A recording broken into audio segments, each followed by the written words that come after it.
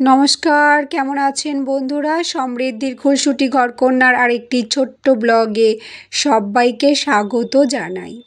সকাল সকাল মাম্মাম ঘুম থেকে উঠে পড়েছে আর উঠেই কান্নাকাটি শুরু করে দিয়েছে ওর গাড়ির মধ্যে বসবে বলে। তো ওর গাড়ির মধ্যে ওকে রেডি করিয়ে বসিয়ে দিয়েছি আর ও টিভি দেখছে এক মনে, আর গাড়ির মধ্যে খেলাও করছে, সাথে টিভিও দেখছে। সকাল না দুপুর বোঝাই যাচ্ছে না। আর এরপর সঙ্গীতের রুমে এসে দেখছি সঙ্গীত অনলাইন ক্লাসে ব্যস্ত হয়ে আছে। আর এত গরমের মধ্যে সঙ্গীত বসে বসে 3 থেকে 4 ঘন্টা অনলাইন ক্লাস রোজ দিনই করতে হয়।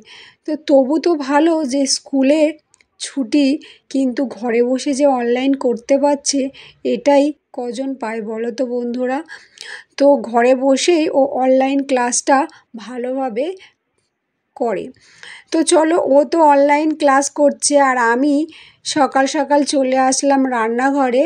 এসেই দেখো বাজার থেকে বাটা মাছ নিয়ে এসেছে, আর বাটা মাছগুলোকে আমি নুন, হলুদ, লঙ্কার গুঁড়ো দিয়ে রেখেছি। এরপর আমি ভালো করে মাছগুলোকে লবণ, হলুদ, লঙ্কার গুঁড়ো সবগুলো ভালো করে মিশিয়ে নেব। তো দেখো, সব মাছগুলোকে আমি লবণ হলুদ ভালো করে একদম মিশিয়ে নিয়েছি। নিয়ে এবার মাছগুলোকে একদম সুন্দর করে সাজিয়ে রাখলাম। তো চলো, ওদিকে আমি কি রান্না বান্না করব সেটাই দেখাই। দুপুর দুপুর তো রান্না বান্না করেই নিতে হবে, না হলে গরমের তাপে আর আমরা সহ্য করতে পারছি না। তো চলো, মাছগুলো একদম লাল লাল করে ভেজে নিয়েছি। আর এরপরে কড়াইয়ের মধ্যে আজ বাটা মাছের কি বানাবো দেখাচ্ছি চলো। এই দেখো, ঢ্যাঁড়স, আলু আর একটুখানি জিরে বাটা দেব, দিয়ে মানে পাতলা করে বাটা মাছের ঝোল। কেউ কি এরকম রান্না খেয়েছেন বন্ধুরা? আমরা তো ঘরোয়াভাবে এরকম রান্না খেয়েই থাকি। তো সেটাই আমরা রান্না করেছি। দেখো, এই দেখো বাটা মাছ দিয়ে, ঢ্যাঁড়স দিয়ে, আলু দিয়ে আর কালো জিরের ফোড়ন দিয়ে পাতলা ঝোল বানিয়ে নিয়েছি। তো এটাই আমাদের আজকের দুপুরের খাওয়া দাওয়া। তো চলো, দুপুরের খাওয়া দাওয়া তো করব, এরপর আমি ব্যালকানিতে চলে যাব দুপুরবেলায় জামা কাপড় মেলতে। দুপুরবেলায় জামা কাপড় মেলতে এসে আমার চোখ মুখের অবস্থা দেখো, ব্যালকানিতে হাত দিতে পারছি না, এত গরমের তাপ। আর কি বলবো বন্ধুরা, মানে সহ্যই হচ্ছে না।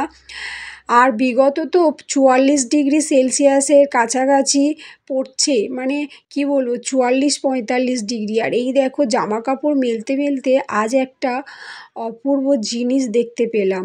তো চলো বন্ধুরা, সেটা আপনাদের সাথে শেয়ার করি। ওই দেখো, দূরে দেখতে পাচ্ছ কি সুন্দর পায়রার ঝাঁকগুলো বসে আছে। তো বন্ধুরা, আমাদের এত গরমে কষ্ট হচ্ছে, আর ওরা দেখো ওই রোদের মধ্যে কিভাবে বসে আছে একে একে, আর সবাই যাচ্ছে আসছে। আমি তো দেখে অবাক হয়ে যাই যে ওদেরও তো কষ্ট হয় নাকি, আর আমাদের এত কষ্ট হচ্ছে আর ওরা এই রোদের মধ্যে দেখো কিভাবে দাঁড়িয়ে আছে। সত্যি ওরা পাখি বলেই পারে। তো চলো, ওদেরকে দেখলাম, দেখেই আমি মাম্মামের কাছে আসলাম। রান্নাবান্নাও তো হয়ে গেছে, জামা কাপড় মেলা হয়ে গেছে, এবার মাম্মামকে নিয়ে স্নান করানোর পালা। তো মাম্মাম এখনও টিভি দেখেই যাচ্ছে সকাল থেকে, ও আর গাড়ি থেকে নামবে না। তো চলো বন্ধুরা, আজকের ব্লগটি কেমন লাগলো অবশ্যই জানাবেন। ভালো লাগলে একটি লাইক, শেয়ার, কমেন্ট, সাবস্ক্রাইব করতে একদমই ভুলবেন না। আজকের মতো টাটা।